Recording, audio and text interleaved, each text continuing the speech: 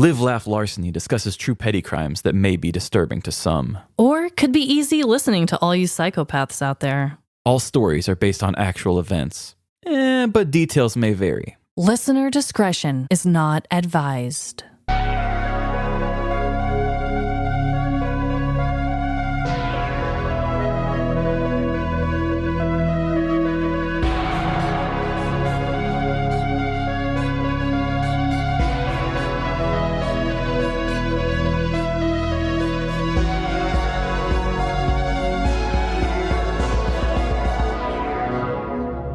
Live, Laugh, Larceny. Welcome to Live, Laugh, Larceny, the last time you are assless chaps in public. This is Trevin. And I'm Amanda. That is a bold move. I would never, but it sounds like a fun thing to do. So, Trevin. Yes. What is your dreadful dilemma this week? My dreadful dilemma just happened a couple days ago. Oh, man. I know that you're aware of this because I saw that you had sent my fair lady a message. Oh, God. Yes. But Emily went and took boudoir photos. Oh, that. Okay. I thought you were talking about something else. No. So for anybody who doesn't know this about me, I absolutely love boudoir. Yeah. It was when you and I were working together on the first show and you were doing like a body positivity episode and I had started researching boudoir stuff and I just fell in love. Yeah. I love the art of nude stuff like that. And I fell in love with this local woman here in Kansas City called Illuminated Palette. Yes. And I'm manifesting it. Her and I are going to be best friends. She just hasn't really quite figured it out yet. Mm-hmm. So Emily had signed up to do a little boudoir thing for our wedding coming up. We had this conversation. She said, I have to come in there for like an hour or whatever. We do makeup and all that stuff. And then the next whatever is the shoot time. Mm-hmm. She's telling me about what they have to do with the face and everything. What they have to do with the face. With the face. And then I told her, I said, well, if they're going to put makeup on your face, they're going to also put makeup on your butt. And she said it's boudoir, not buttwar. And I thought, well, have you ever seen a boudoir photo before? Because they like to do a lot of butt stuff. Right. Exactly. I had never thought of this before, but it's obvious. They must put makeup on your butt, right? They got to get it good for the lighting and everything, and they want to accentuate the tush. Uh-huh. And she said, no, they're not going to do that. And I said, I guarantee it. And I was like putting my foot down. Did they do it? So she went and did her boudoir photos and came back. She's telling me about how good she felt and how easy it was and she got used to it. And I'm like, wait, did they make up the butt? That's all I need to know. Your personal growth aside, did they put makeup on the butt? Am I right or not, damn it? And she said, no. Yeah, I hate to break it to you, Trevin, but that doesn't really sound like something that goes on. I will say, you always make a good point and you're good with your words, but I can see that. I can see that someone would have a little bit of a contour under the butt cheek just to cause a little depth and a little highlight, maybe just on the top center of each cheek. I said rosy up the cheeks a little bit. Yeah, rosy them up. Yeah. I told her, I said, you're going to be in there and you're going to be like that Winnie the Pooh cartoon when Rabbit draws the face on Winnie the Pooh's butt and decorates him. I will say, though, although I haven't heard of a professional tush makeup artist, let's say, there is body makeup that a lot of people use. And also, I did see this on Vanderpump Rules. I'm sorry. Jesus. But the two of the girls went and got a facial, but it was for their butt. I can't remember what they called it. A butt-shul? Butt-shul? No, they had something else. I'm going to have to look up the name, but yeah, you can get a facial for your butt. They had steamers going and everything. It was a whole production. I think she had said they did some sort of something on her chest or something, maybe, but that was it. No butt. I like that, though. Hey, if anyone needs a professional tush makeup job, I'd take a whack at it. Yeah, I'll take a whack at that, Tush.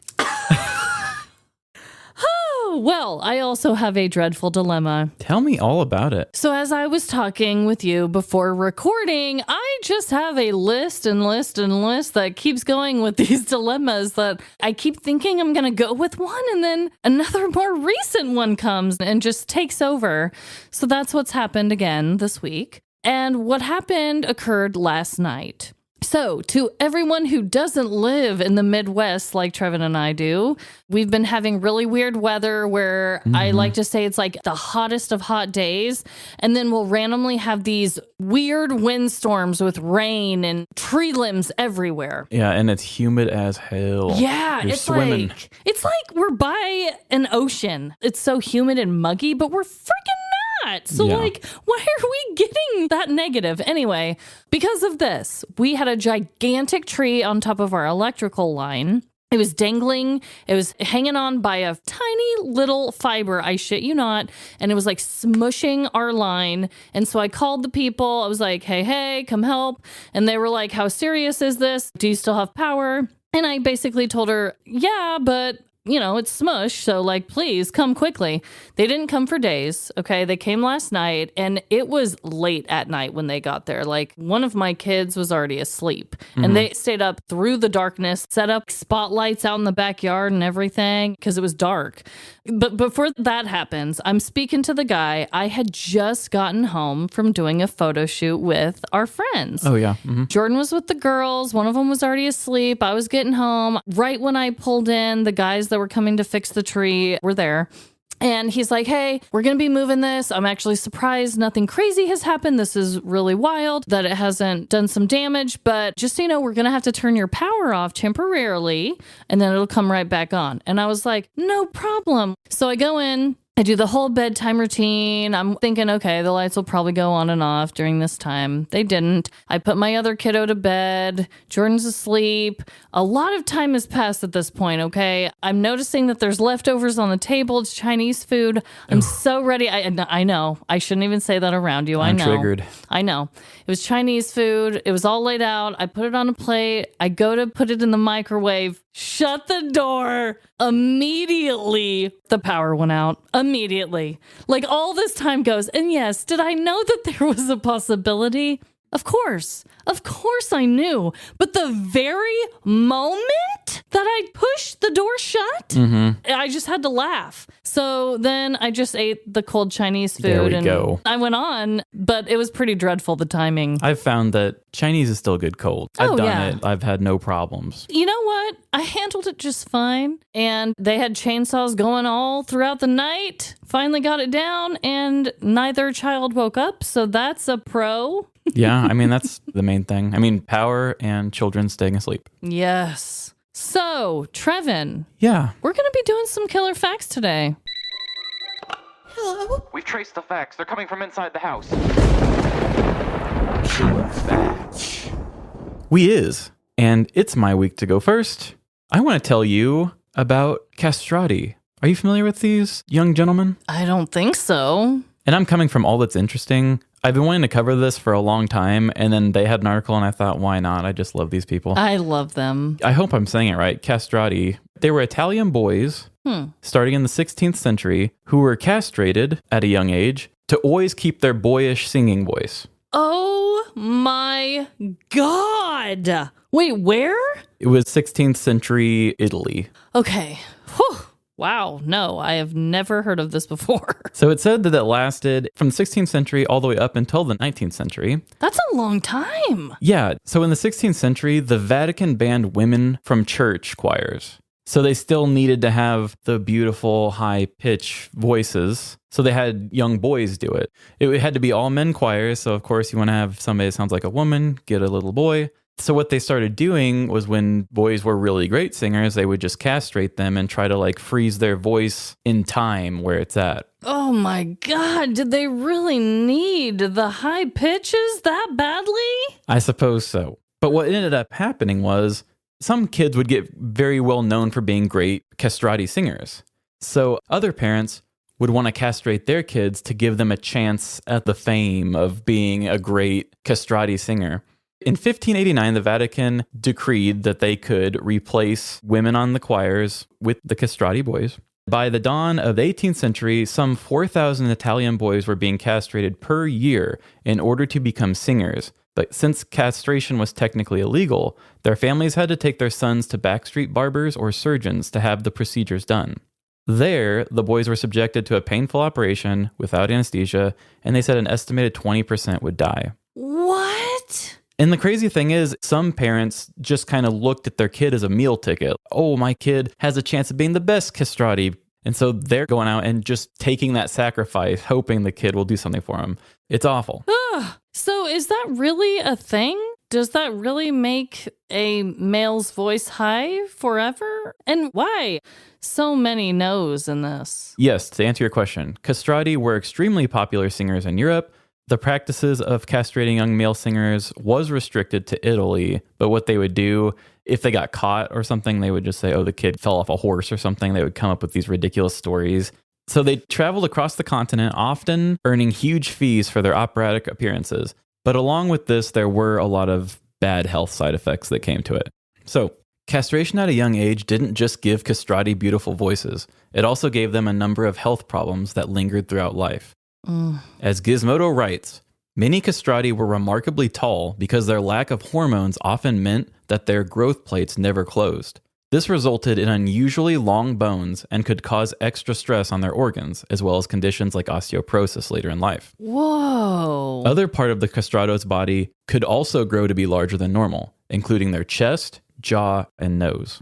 This was actually useful as a large rib cage could help the singers with their breath capacity. So in a sense, that also helped them there too. But many castrati didn't age well. According to Slate, one observer remarked, most of the castrati become as big and fat as capones, and round and chubby hips, rumps, arms, and throats. That's a quote. When they exhumed one of the more famous castrati singers, his name is Farinelli, in 2006, researchers found that he had long bones and a buildup of bones on his forehead. This is a condition called hyperostosis frontalis eterna, which usually impacts women and can cause headaches, depression, and other mental issues. Many castrati suffered from depression as they got older as well. Wow. Not to mention they can never have kids. Right. You're just taking that away at a young age before they even know what that even means. Yeah, it's cruel and messed up. What's crazy to me is that even back then they were like, yep, we'll go through this just so we can't have women on the choir. It's like, guys, really, you don't have to do this. And that's really interesting too, because obviously, you know, the men don't want to let the women do it. So it's like a masculine sort of thing. Yeah. But then you're castrating your boys to be like, doesn't that sound counterproductive? Because then you want your boys to be manly too. And unless you think, I don't know, to me, the way I've been raised and the way I've known the phrase castration, that doesn't come with being the quote unquote masculine man. So that's wild. For the men to sacrifice that of their sons to make up for not letting women enjoy it too is very weird. Yeah, it's pretty bizarre, and I'm very glad that they decided to change their ways. Me too. Do you want to hear one? Oh, sure. You have an audio? I've got audio. Okay. We're going to do Ave Maria, performed by Alessandro Moreschi. Okay, let's hear it.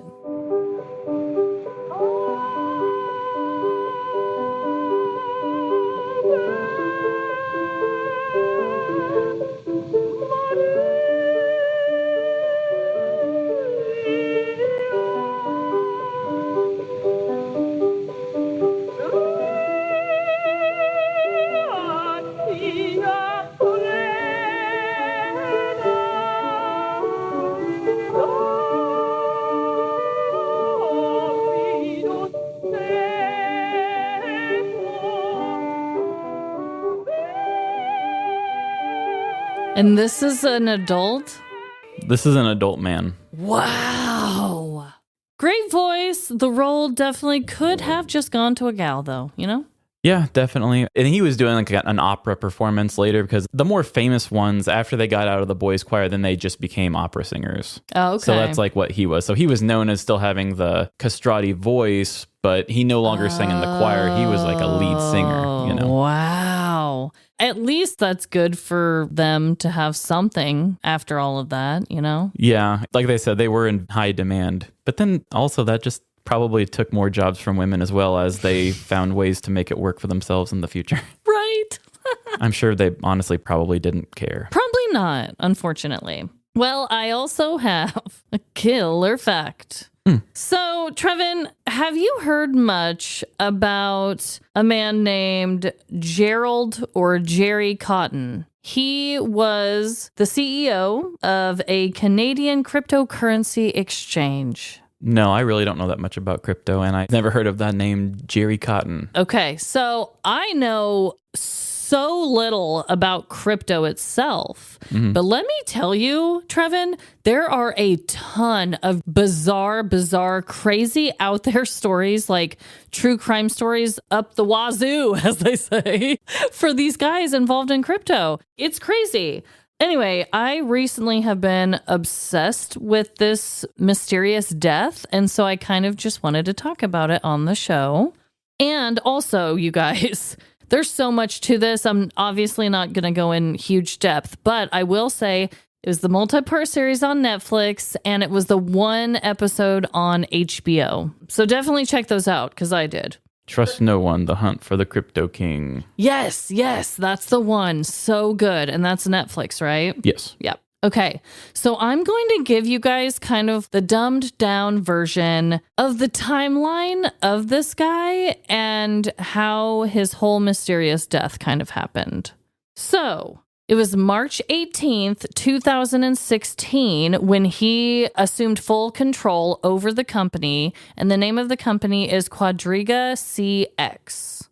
That summer of 2017, they conducted more than $1.2 billion in trades. So that's just to show you kind of where this company was working. It wasn't a little startup, okay? When he took over, this was a big deal. Wheelin' and dealin'.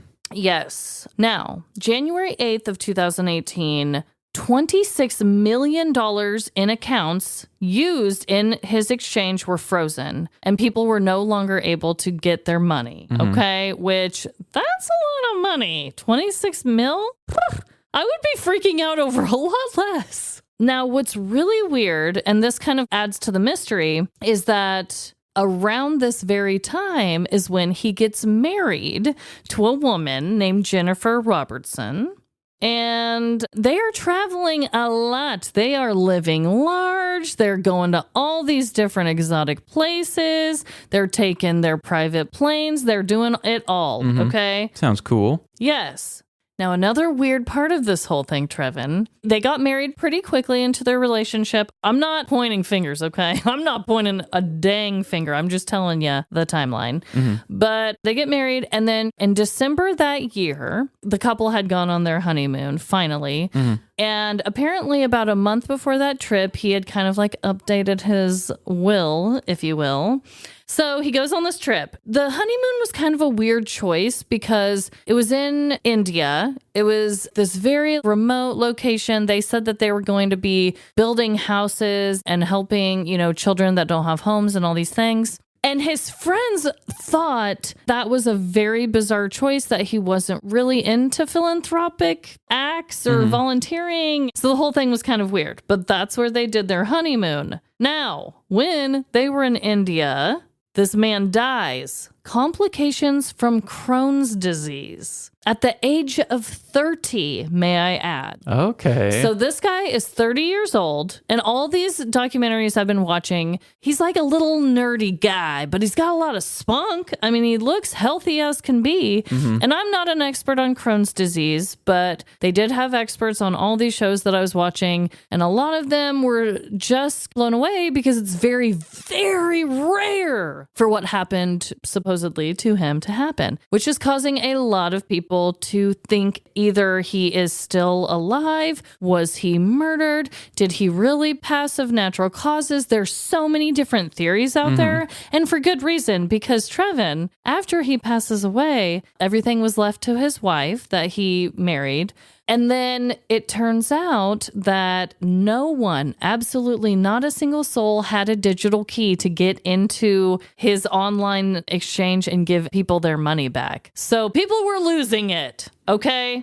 Now, I will say, too, the wife, she also says in an affidavit, I do not have any access to this. And she even said, this is what I do have access to. And she actually did sell a couple of like their yachts or cars or whatever and gave money to help people, but they still will never be able to get that kind of money back. Right. At the ending of all of the shows, like I said, everyone is kind of left with a variety of things, right? Because I didn't even get into it with, he is kind of a co-worker, a guy that was like the co-owner that kind of has his own shady deals. So everyone's like, was it him? Was it her? Is he really dead? Is he really alive? And a lot of the guy's friends, when they interview him, they're like, yeah, I could see him being alive somewhere and just taking the money and running. And I guess it's called an exit scam or whatever, where you just kind of fake your own death. And apparently this isn't the first time that this has happened with one of these guys. Damn. Where he faked his own death and then was like, here I am, JK. So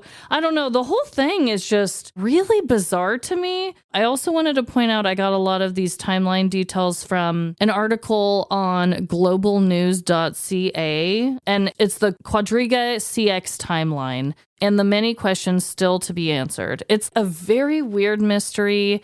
If anyone is into that kind of thing, a lot of online sleuths are all about it. My mind was just blown. It sounds very complicated, and honestly, I could see it. At the age of 30, I think more power to you. If you are faking your death, that's awesome. Yeah, so there's so many different theories, but I don't know. It's just a fascinating thing. You know me, I love a good scam. I love a good story.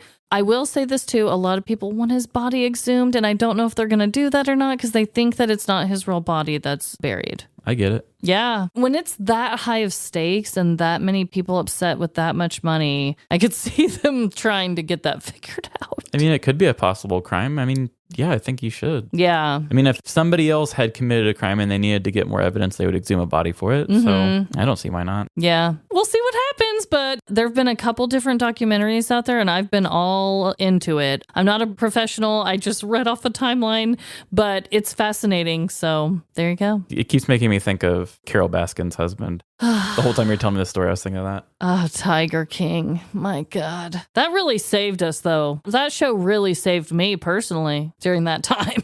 Yeah, that's true. So, Trevin, you know what else could help us? I'll give you a hint. Some ads.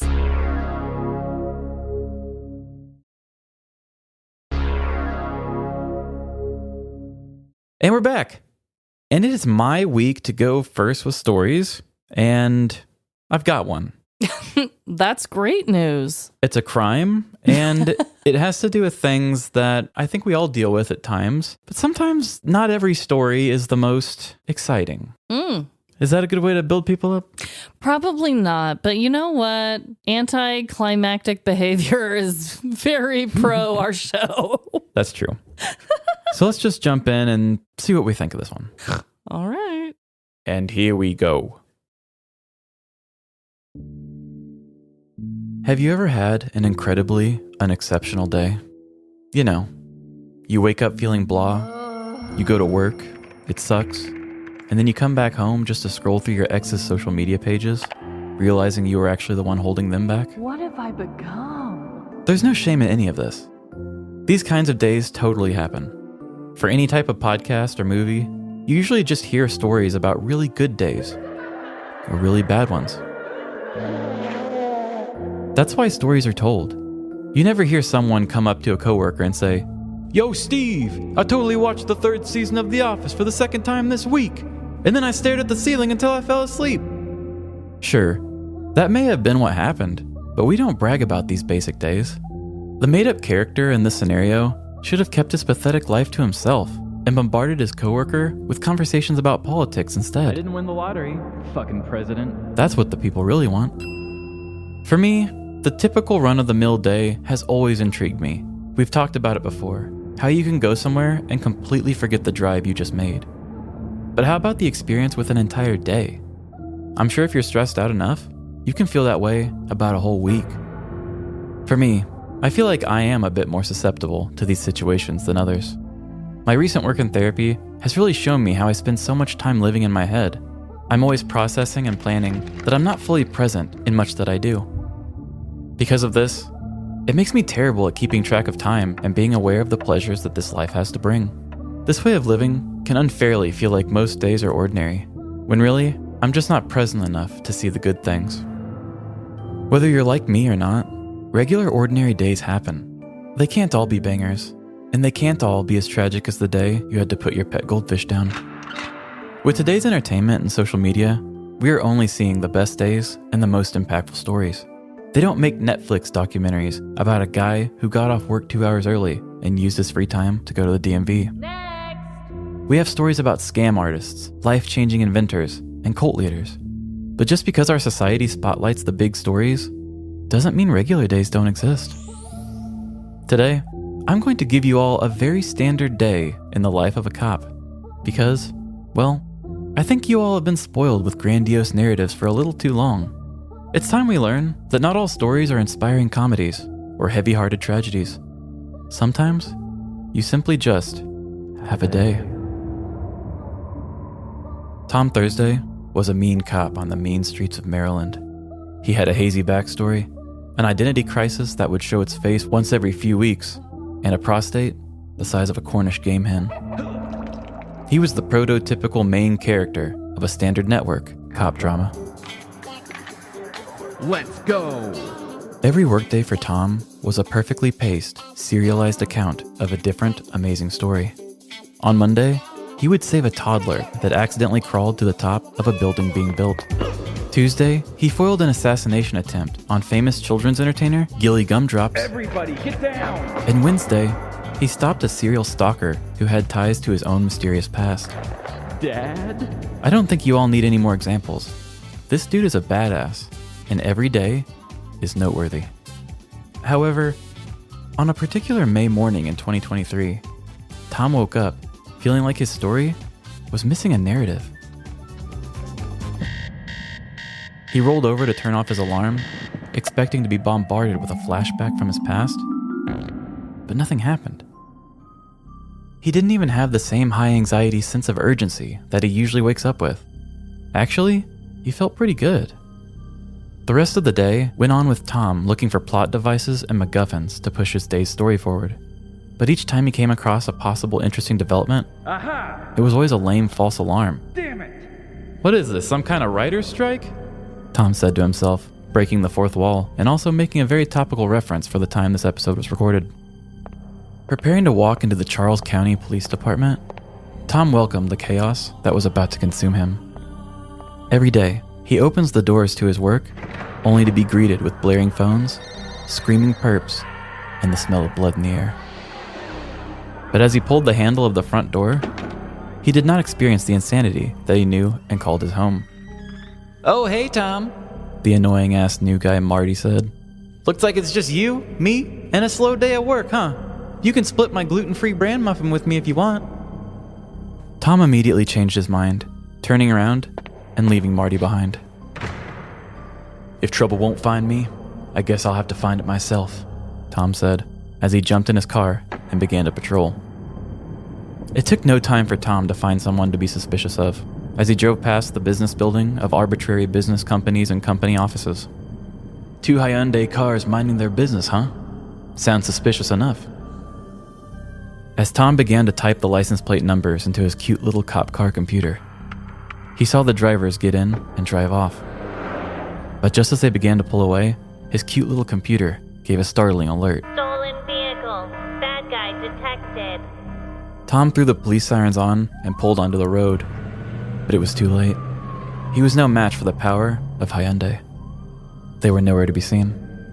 As Tom hung his head in shame, he pulled off into a vacant parking lot to wallow in his sad thoughts. He stared deep into his dashboard and tried to process all of the emotions that came with this very ordinary and boring day. But just as he was considering sleeping in the back seat until his shift was over, a voice began to speak to him. "Hey Tom, it's Marty. We just got a 911 call about 2 Hyundais robbing a store, and I have their location. That is, if I can read my little chicken scratches I wrote on this sticky note." Tom helped Marty decipher his handwriting while driving to a rideshare parking lot location to catch the thieves. Pulling up, he saw the 2 Hyundais and some suspicious shadows behind some trees. "Hey, I see you hiding behind those trees. Why don't you come out and get arrested for your crimes?" Tom called, using his masterful negotiation skills. "We'll come out with no further incident," one of the perpetrators said, as they approached the officer with their hands up. While Tom and his backup began arresting the 2 adults and 4 juveniles from the stolen Hyundais, he began to think back to himself. 2 stolen cars. So what? Yeah, Teens were involved, but that's not all that interesting. I mean, I've saved celebrities from burning buildings, and even had a crossover with the Special Victims Unit. I guess sometimes you just have an ordinary day. In May of 2023, some cop arrested some kids for stealing a couple of cars. So what? Oh wait, there's more to the story? Well, let's get back to it. After Tom Thursday and the rest of the officers brought the troublemakers in, he began to write them up and take their information. Deshaun Whitaker, 18 years old. Vincent Alston, 21 years old. Because you are of legal age, I will be charging you both with theft, unauthorized use of a motor vehicle, and rogue and vagabond. What the hell is rogue and vagabond? One of the boys yelled with a lot of sass. It's what you're getting for being a bad boy. Tom quickly clapped back. Marty took the two bad boys away, while Tom turned his sights on the 4 juveniles. Juvenile number 1, juvenile number 2, juvenile number 3, and Tammy. You 4 are being charged with theft and unauthorized use of a motor vehicle. I'm calling your guardian, and you will be sent to bed without dinner. As the juveniles cried, Tom and a faceless officer stepped out to have a cigarette. I just don't get it, Tom. I mean, am I just not attractive to her anymore? Why would she leave me for a video store clerk who's 10 years older than me? I didn't even know video stores still existed. The faceless officer asked Tom, trying to get advice on his pending divorce. Try drinking water, Tom said, not paying attention at all to his coworker. As a standard cop drama hero, he was no stranger to a messy divorce, but there was something else taking his attention away from the conversation at hand. Just up from the officers, at the main entrance to the police station, a Hyundai pulled up to drop off 3 women. How much you want to bet that's the guardian to our juveniles in there? Tom asked, cutting off the faceless officer. As the Hyundai began to drive off, Tom barked an order to the officer. You go in and take a statement from the women. I'm going to investigate this Hyundai. Tom jumped into his cop car and typed this Hyundai's information into his cute little computer. Are you surprised? It's stolen. Round 2, baby, Tom yelled as he peeled out in his car. With his sirens blaring, the 3rd stolen Hyundai put on their blinker and stopped at a nearby street. He looked the vehicle up and down. This one definitely was in worse shape than the first 2. The back window was busted out, and Tom could see multiple people inside. He slowly circled the vehicle and inspected. All right, all of you come out with your hands up, Tom said. But instead of the occupants exiting their vehicle, the driver put it in drive and drove forward, almost hitting Tom. The vehicle drove a short distance before stopping again. Tom approached the vehicle more cautiously as the young man driving slowly opened the door and stepped out. What's your name, bad boy? Tom yelled as he pushed the driver against the car. Anus Simpson, the boy yelled. Don't lie to me, Tom responded. I'll give you one last chance to give me your real name, or you'll get a charge for providing a false name. The young man slowly pulled his face away from the car and looked Tom Thursday directly in the eyes. I am the one they call Anus Simpson. Tom reached into the man's pocket and pulled out his wallet. Well, looks like you just got an extra charge because your license says Anthony. He handcuffed Anthony and walked him into the back of his car. Once backup arrived, Tom returned to the car and got the passengers. Inside of the car was 3 more juveniles, one being a 16-year-old boy with arrest warrants, and another being a 13-year-old girl who had been reported missing from a nearby county. Walking back into the precinct with the new batch of criminal children in tow, Tom made eye contact with one of the guardians that had recently been dropped off by the same car. What's this woman's name? Tom asked the faceless officer who was signing her in. She told me it was Melinda Scrumptious. That is your name, right? The officer asked, turning his attention to the woman. Save it, Tom interrupted. Just go ahead and give her a charge for providing a false name, and let's throw in a little bit of rogue and vagabond too for good measure. The guardian formerly known as Melinda Scrumptious dropped to her knees, not knowing that she would end up arrested too. On May 16th, 2023, Maryland police officers arrested a parental guardian for arriving at the police department in a stolen car. The whole saga began that afternoon when police spotted 2 suspicious Hyundais in front of a business. Before the officers could investigate them, calls came over the radio naming those same vehicles in a robbery. A chase ensued, ending with the driver attempting to hide in a rideshare parking lot and getting caught.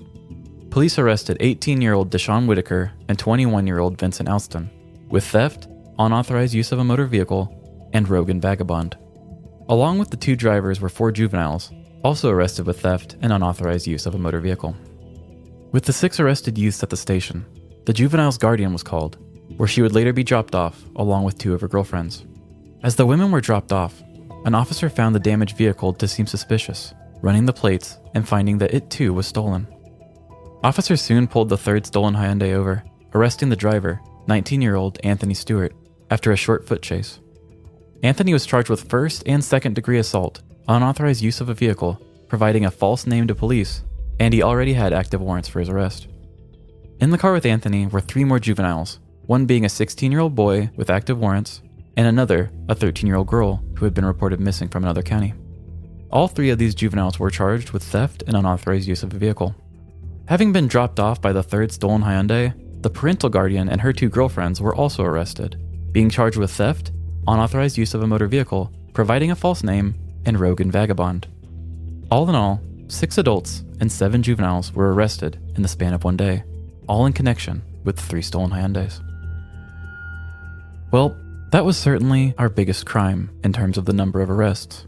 Even without the juvenile mugshots, all of the adult mugshots next to each other reminds me of the time Gal Gadot did that cover of Imagine over Zoom with all the other celebrities.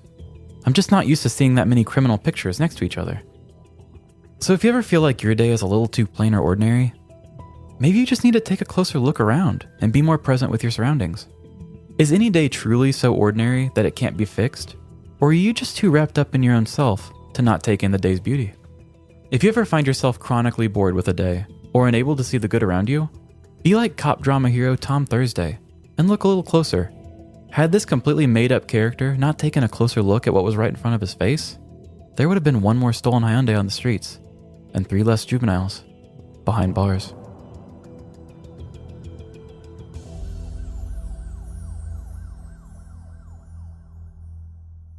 So, do you think that was just their favorite type of car? Or maybe they just got so good at stealing a certain type of vehicle? Like, what was it? Why were they all the same? You know, I wonder the same thing, and a lot of the articles said the same thing too. They're like, oh, I guess Hyundais are very popular with thieves. That's just all they kind of said. I don't know if that's just their car of choice or what. I also don't really know what the cars were. I just know that's the brand. Yeah. Because it really throws me off. The 3rd vehicle, the one that had the busted out back window, let out 3 women and then had a 19-year-old driving plus 3 other juveniles. So Yeah, that's I'm like- 7 people that were in that car at one point.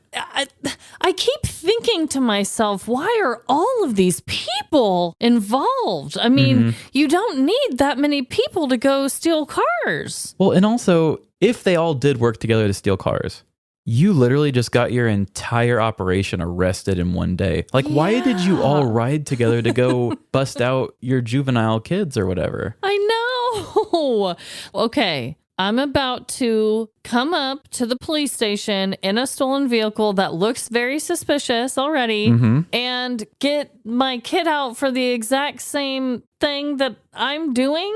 I'm not going to fill my whole vehicle with other kids that have warrants out for arrests and stuff like that. Yeah, you'd think it would be like, it's not safe for you out here where I'm going. Stay at home or go to the park or I don't know, but you don't need to be here for this. Yeah, it sounds like they just got really cocky with their situation. Good God. Yeah. I mean, I started writing that thing and it's just so twisty and so many different things happen. And it's like, that was a hard one to put to a story. yeah, there was a lot of moving parts. Yeah, and maybe I probably shouldn't have did the concept I did too with how confusing the whole thing ended up being. Oh, no. I think you're beating yourself up, Trevin. I really do. That one was difficult. I think it's going to come through. The only thing for me was when I was listening and you said the date at one time and I was like, oh, is this the wrap up already? And then you got me with that whole thing. Oh, yeah. It was crazy. I was like, oh, whoa, what? Okay. Oh, no. There's a lot to this. As a kid, I had a dream of seeing a movie where like 10 minutes into it, credits started rolling. And then they're like, psych, gotcha. And I like always wanted to do that. Wow. So I'm marking off the bucket list whether you liked it or not. You got me. And check one off the list, Trevin. Also, I really should have said this in the lead up before I even started the story was this one's very recent. Yes, May of this year, you said. Because I was like, what was I doing around May? I had to cancel my birthday party, and I was probably just pouting somewhere. But yeah, that was very, very recent. Come on, guys. It's not like they were bored. There's lots of things to watch on TV, okay? Yeah, like Crypto King. For real. So I also have a story this week. I did want to share where I got the whole idea for this story, and it's pretty unexpected. Did you know, and I think this is why I got confused earlier when I was talking about the two docs, because I was talking about Netflix and HBO. Did you know on Peacock, Snoop Dogg has a show and it's called So Dumb It's Criminal? You know, I think I did see that in passing, but I never looked into it. Is it just like a World's Dumbest Criminals, but with Snoop Dogg?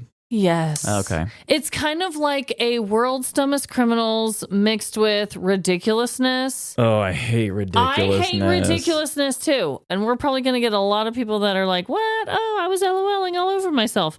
No, I never did. I never thought it was funny. But the only reason I'm saying that is because of the setup of the people. Oh, okay. I get what you're saying. But the format of the show. Yeah. It's just people watching stuff and then adding commentary. Yeah, like I don't know how much I would watch it, but because I was trying to find a new story, I thought, wow. And it was actually a pretty funny show, and this is where I got my story today. I obviously did more research afterwards. Right. So here we go. We've all made excuses, some being more wicked than others. Maybe you've excused your boyfriend's bad behavior to friends because he's self-conscious about his patchy beard. Give his patchy ass a chance. Or perhaps you've blamed your poor work attendance on a death in the family when the only recent passing was your child's pet goldfish. I bet some of you have even used excuses to turn your pet into a therapy animal, strictly for the ability to sip wine and get pedicures together. This is the life, John Hamm. Regardless of your excuse of choice, they can cause some serious repercussions. Some of those leaving you with charges you can't excuse yourself out of.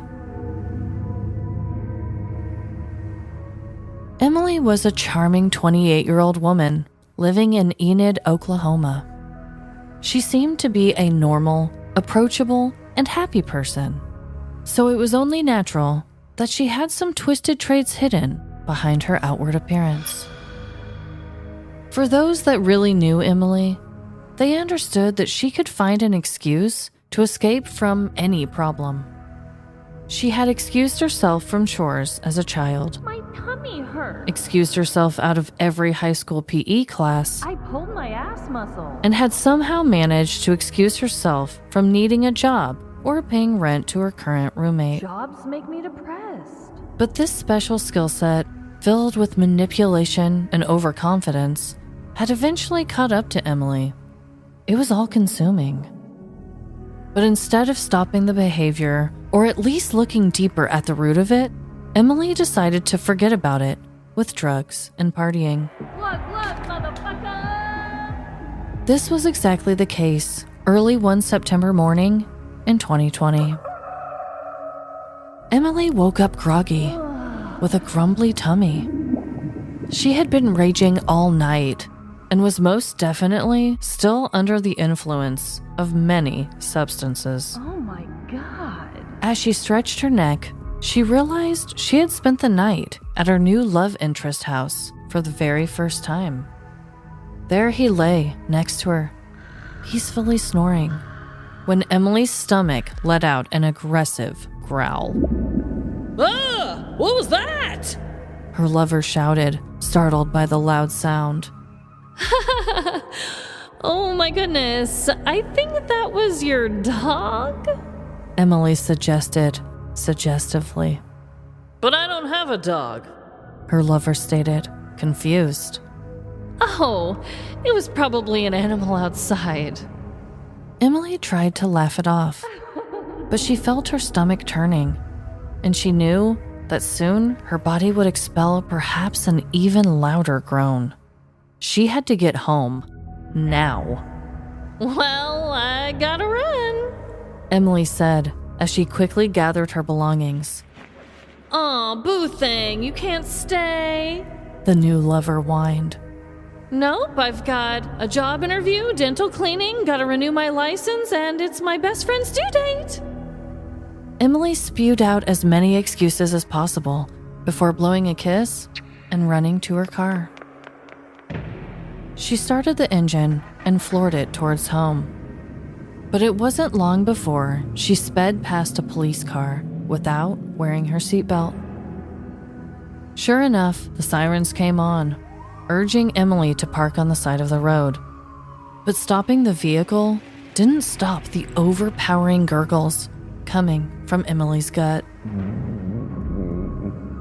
When the officer approached her window, she rolled it down, explaining herself, saying, Look, officer, it's my birthday. I lost my license, and I really need to poop. She then handed the officer her medical marijuana card because it was the only ID on her. The officer then stepped away to run her information. When he returned, the officer had some bad news. You have a couple warrants we need to look at, he said. But I have to poop so bad. It's my birthday. It's my fucking birthday. Why won't you just let me go? Emily pleaded with the officer, gobsmacked that none of her excuses were working on him. Your license is suspended, the officer responded with no empathy. I didn't know. Otherwise, I won't drive no more. But can I please go home and go poop? But again, Emily's request went unanswered as the officer received a call. She's got warrants in Woods County. Looks like you have warrants in Woods County, and they are coming to get you, the officer stated flatly in the early morning air. No, they are not.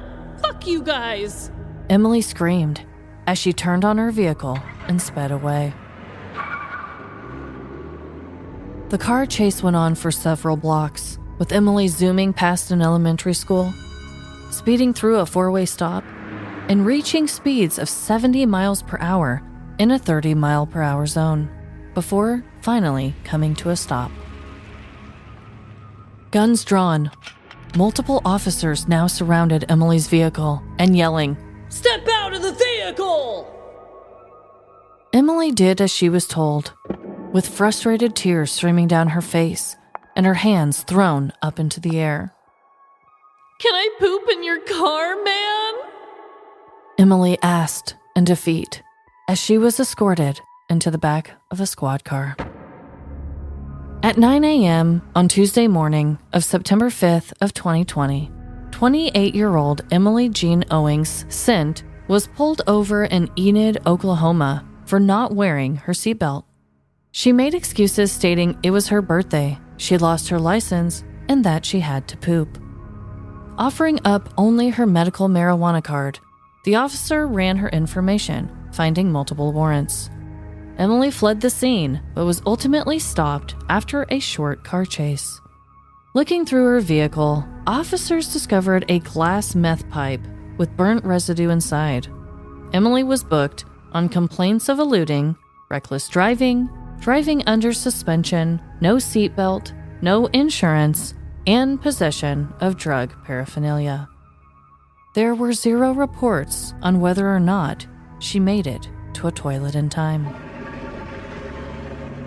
Excuses, excuses, excuses. We all make them, but at what cost? Hopefully this story can be a good example of how not to behave in a tough situation. Because all excuses do is put off the answers that seem too real to bear. I encourage you all to be honest with yourself and face the petty criminal that you are. That was a very abrupt ending there. You're a criminal.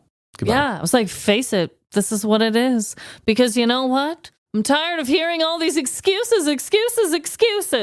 Now, before we jump in about your thoughts on the matter, the only one that wasn't an exact word for word quote was the very first thing she said to the cop. Every other thing, though, was word for word quotes, not only for her, but also for the police as well. The first thing she said was kind of like that. That was just more of like a summation to get to it. Yeah. But all of it was real. Oh, I really did look it up. Did she poop in the back of a squad car? Because I feel like with that much buildup, no pun intended, I feel like they would have used that as the headline, but I didn't read or hear any of that. I'm glad you put that final line there about there was no reports about it, because that's what I want to know too. I was like, yeah, was it just an excuse or did she really have to? And maybe she did, and maybe she barely made it to the jail toilet by the skin of her teeth. And that is kind of a weird thing to say in an article. Maybe no reporters really got up in there and got dirty with their questions. Well, I think using the phrase skin of your teeth and toilet in the same sentence is also a weird thing to say. Who am I to judge? Nobody reported on it, unfortunately. Oh, the other thing, I had to draw the conclusion that it wasn't her birthday either. That wasn't stated in any article that I could find either. Maybe there were some. There were quite a few, and I only read my basic chunk of them. Right. So maybe it was her birthday, but to me, it was just coming across as a bunch of excuses. Yeah, it does kind of seem that way. If it really wasn't her birthday, there's a good chance that maybe her bowels weren't full either. Yeah. Which in a sense is better for her, but... When I watched the actual footage, I kind of believed her that she really did have to go. She had a poop face. Yeah, she had a poop face. And also just like after she was caught, she didn't really need to keep making excuses. And the fact that she still said, "Can I poop in your car, man?" or whatever. That's true. Okay, maybe she really does, but apparently she made it. So I wonder if that's like an Uber thing. If you shit in the cop car, they charge you for it. oh my God, you bet they do. I mean, come Okay, on. yeah. Come on. They probably already charge you just for like putting your weight on the seat. Yep, you know they do. You know they do. Actually, we don't know, but I assume they do. Yeah, I'm sure there's a convenience fee for cleaning. So connections, Yeah. Trevin, were off the chart. We both talked about a dead goldfish Yeah, that was really weird. in our intro. Anybody who doesn't already listen to us regularly would be like, no, they must have no, we did not. There is video proof of me when Trevin brought up the dead goldfish of me just being like, "Are you kidding me?" Yeah, I thought you were like, are you kidding me? That's a serious thing. And I thought, whoa, she hated my joke. Now, and then figured it out. I talked about the DMV. You talked about driver's license renewing or something like Yeah, that. she used that as an excuse because her license was revoked. We both had people get pulled over, but then drive off. away And then stop shortly after. Yeah, I really brushed over mine because there was already so much going on in my story that I was like, I get it. I get that he drove off and almost hit the officer, but I almost didn't put it in the story because it's just like, there's too much. Another thing, too, is that once they were pulled over, a lot of the people had active warrants. Yeah, that is actually something you and I don't actually have that often. Yeah. Very rarely do we have somebody where they say, oh, there was already a warrant for their arrest. Mm-hmm. Obviously, the connections, we have so many. But I think the really weird thing about my gal's whole situation is that she was just going to be pulled over for not wearing a seatbelt. Yeah. I just put that she was kind of going fast, that she sped past him. But technically, she wasn't even going to get pulled over for speeding even. It was just the seatbelt. I mean, my God, this guy, from just a seatbelt suspicion, or whatever you want to call it, found meth, found this, found that. Whew. He's kind of like my cop too, how he just looked a little bit closer and found some issues. Exactly. Except your guy, he hit a gold mine with that. I know. Seatbelt, I'm going to make $15. What? Meth? Yeah, seriously. And a car chase and all these things. Yeah, it really added up. Well, what a bizarre situation. I've always said that when you have to pee really bad, that you're a dangerous driver. Oh, so yeah. I'm sure if she really did have to take an old dumper. Oh, God. Could you imagine? I would say the same thing. I mean, I'd be like, listen here, dude. Yeah. I gotta go. Oh, God. I really hope I don't have a situation like this in my future. That would be a nightmare for you. Whew. So I hope everyone out there is just having the best week of their lives. And just remember, no matter the crime, big or small, in the end, we're all doomed. Doomed to go to the police station in a stolen vehicle. Bye. See ya. Thanks for listening, even if it was while you were taking a number 2. If you're looking for good boudoir content, follow Illuminated Palette and tell them I sent you. If you want anything funny, you should probably follow us. Live Laugh Larceny at Facebook, Instagram, TikTok, or Threads. And if you have ever ran from the cops and pursued in a car chase, please send us your petty crime story. livelaughlarceny@gmail.com. And rate us better than your last visit to the DMV. Give us 5 stars, why don't you? Apple, Spotify, or Good Pods.